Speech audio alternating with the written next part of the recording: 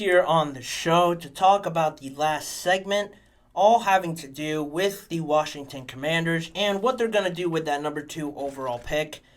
Really, in a way, the start of the draft is at number two because of Caleb Williams going number one. I think that's written in stone already. So, really, the draft is going to start with this pick. And when everybody thought that it was going to be Jayden Daniels. It's 100% going to be him. He's the most talented after Caleb Williams. He just won the Heisman. It has to be him just based on the season that he had.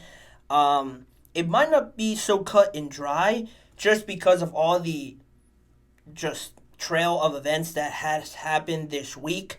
Starting on Tuesday, I made a YouTube short about this, but it was so unusual and I loved it, but it was just I've never really seen this happen or be talked about this much with the Commanders and just with any team really in general. On Tuesday, as I mentioned, they had four quarterback prospects in to visit them for the last time, I presume, before the NFL draft. Those four quarterbacks were J.J. McCarthy, Michael Penix, Jayden Daniels, and Drake Maye. Having them on top of a much larger group of prospects as well, around 20, maybe even more, that were all there to visit the Commanders' facilities, take the tour, have the interviews, and all that stuff. You usually see it go one by one by one. That's usually the traditional way of doing things. Some teams have done this before in the group aspect. The Commanders have done it. Bill Belichick, I saw he mentioned that the Patriots have done it as well. So it has been done elsewhere. Adam Peters, it was mentioned that he sort of brought this idea over from the 49ers that they also still do it or they used to do it. But I just thought it was so unorthodox to bring these top four quarterbacks in because of really the conversation around all these quarterbacks. One day it's J.J. McCarthy who's going to go number two. Another day, everyone's impressed by Drake Maye's pro day, so he's got a chance to be number two. Like I mentioned, Jayden Daniels just won the Heisman. How could it not be him? And Michael Penix made it to the national championship, impressing everybody on top of his pro day as well. He could be a sneaky candidate to be up there. So all these guys were just talked about constantly around the top picks, top three, top two. To bring them in all at the same time, there had to be some weird, awkward tension there. I can't imagine what it was like to be one of these quarterbacks trying to maneuver and try to get used to everybody being around there. And I couldn't imagine what it was like for the Commanders to try and coordinate this whole big group of players that were in there to see, maybe who was the alpha who stood out of all those prospects, how they interact with their peers. That's really the main thing that Adam Peters, the Commanders general manager, wanted to get out of this. And they asked him about it when he was talking with media yesterday on this sort of method. And he said, what's cool is we got to see them all together in a group setting. They all got a lot of time individually with coaches and with us. They were staggered coming in too. It was a great blend of that and working everyone together in a fun environment. So he obviously is a fan of this. He likes seeing everyone get together, and he made it sound pretty positive and pretty flawless just from his point of view, and I'm sure talking with everybody. But what was interesting, now comes the sort of conspiracy, sort of rumors, and who do you trust, what do you believe, and whatnot, because afterwards, after this new method was discussed around and gained some more media attention, it actually didn't sit well with Jayden Daniels' agent. He commented on X. He replied to a post made on X on just with an emoji, the thinking emoji, the scratching chin emoji that just has a puzzled look on its face. He commented that on a post by NBC Sports, I believe, of them talking about this and how it all went and stuff like that, just basically breaking it down like I did. And later on, ESPN's Adam Schefter went on to mention that, yeah, this just didn't sit well with Jayden Daniels' agent. He commented on it on social media, and he believes that Jayden Daniels' thought around that visit was that he was going to go in for the visit just himself, and then you could kind of understand when you think it's going to be just you, then you have all these prospects there, not to mention all the other quarterbacks that are in contention for this pick at number 2, how that might not sit well with Jayden Daniels, according to what Adam Schefter reported on what the sort of feeling he was getting back from Jayden Daniels' agent, saying that it didn't sit well with the agent and that it just caught Jayden Daniels off guard to be in that scenario. And also, on top of that, it also seemed just when you bring all these quarterbacks in, you bring in all these prospects, you can't help but think that it's sort of still open, wide open, if you bring in this many prospects a week before the draft, that the Commanders haven't really made a decision, and it's much more open than a lot of people think. With doing something like this and evaluating their options at number 2, I'm sure they want to be 100% 10 toes in on that this guy is the guy. But if you're thinking of it like Jayden Daniels, and one, you're caught off guard by being surrounded by a lot more people than you thought, and I don't know how the meetings went prior to this with the Commanders and how he thought their conversation came about and how he felt about it, but I'm sure he must have thought at some point in his head that the Commanders were going to make him the pick. He probably felt great about their meetings and their just talks that they've had before. When you feel pretty confident about it, feeling good after that, and then you're sure, probably in his mind, that he's going to be picked number 2, and then just a week before the draft, you have another meeting, you think it's going to be one-on-one again, just to reassure everything. You see a bunch of other players in there, all the other quarterbacks in there, and you have to have some doubt in your mind creep in. So that's really where the problem starts and where this sort of doesn't fall great with Jayden Daniels and his camp. And then this morning, ESPN's Get Up were talking about it, and funny enough, after this method was talked about, after Jayden Daniels, after the meeting with the Commanders, met with the Minnesota Vikings, of all teams, a team that's been talked about moving up in the draft, ESPN had the odds of Jayden Daniels going at number 2 initially when the odds first came out at minus 350, whereas Drake Maye was at plus 240, and then it switched dramatically because at noon yesterday at 5 p.m., Jayden Daniels was still favored at minus 180, and Drake Maye was at plus 120. And now today, with more time to sit on this whole development, this morning, I haven't checked it since then, but this morning, Jayden Daniels' odds of going number 2 dropped to minus 125, and Drake Maye surpassing him at minus 110. So you have now the odds shifting so drastically in a short amount of time. You have the agent now saying that it didn't sit well with Jayden Daniels, that the Commanders were doing something like this. And then, like I just talked about, he meets yesterday after the Tuesday-Wednesday group meeting with the Commanders. He meets yesterday with the Minnesota Vikings, a team that has been talked about trying to find a trade partner to move up.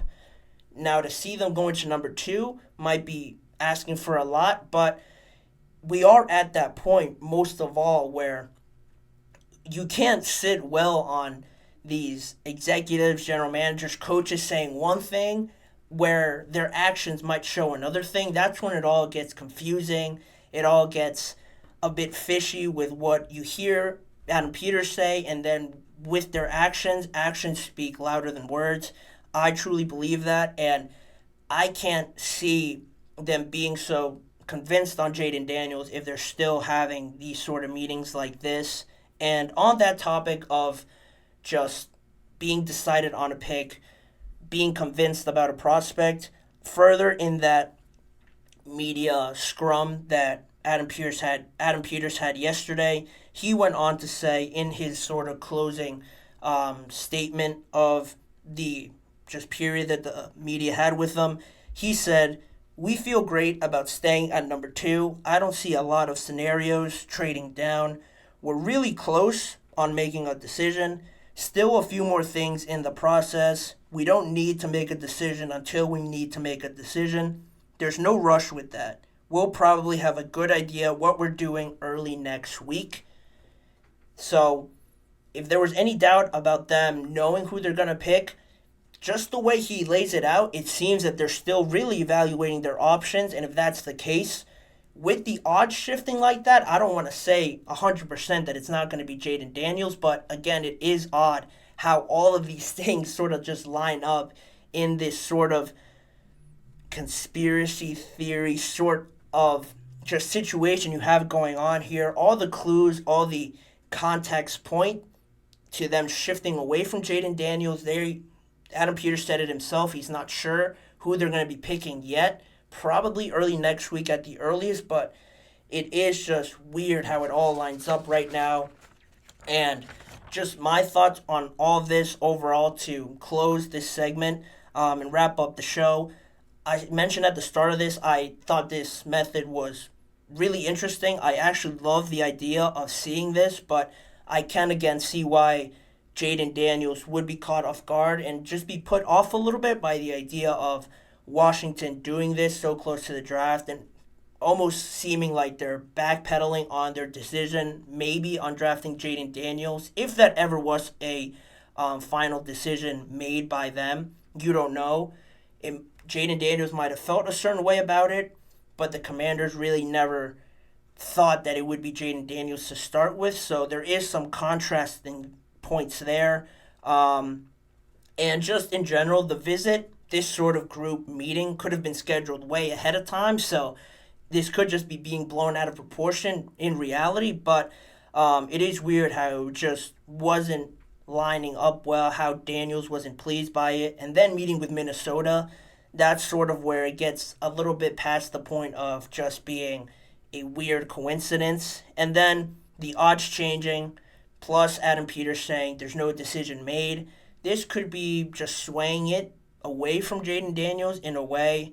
And just recently, with Washington and New England, with Minnesota seeming just to be pushing hard to trade up to get their franchise quarterback, it still seems pretty open. New England and Washington seem to be like the biggest contenders for it.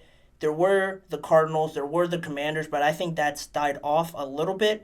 More so with the Cardinals, I think they're planning to stay put, at least not trading with the Minnesota Vikings. It seems like the Vikings, the Patriots, and the Commanders are all going to be locked with each other until the day of the draft, maybe even during the first round, to see if they can work out a deal. The Chargers, the Cardinals could trade, but that could come maybe with the Giants or something like that. That's been rumored. But in all reality, with this whole situation, I think, one, it's too expensive for the Vikings to move up that high.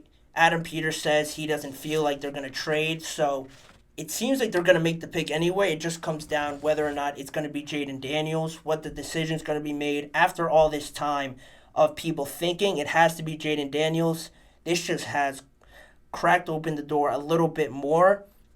And saying everything like this, laying it all out, I love it. This is probably the best part of the NFL draft.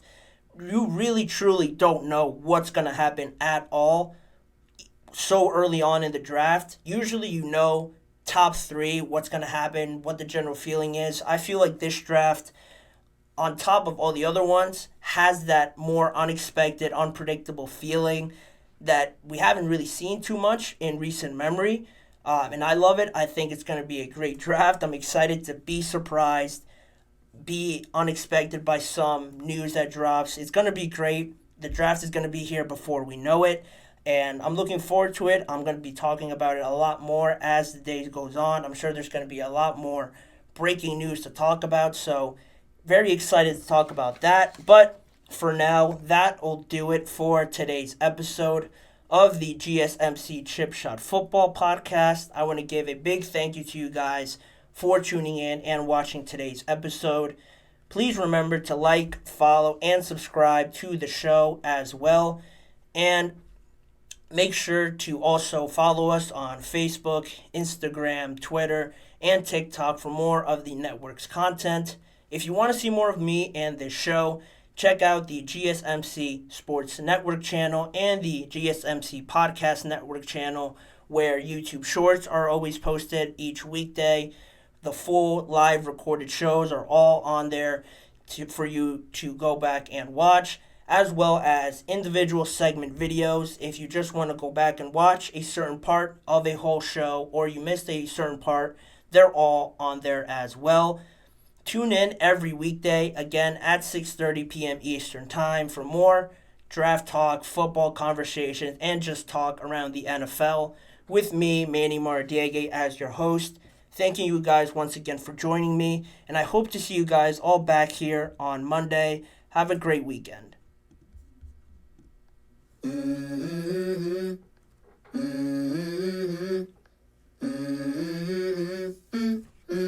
Let's go. I wake up to a little bit of drool on my pillow, feel like it's gonna be a bad day. Yeah, I'm tired of shit, and the coffee ain't hit yet, damn, ain't that great. I don't wanna go to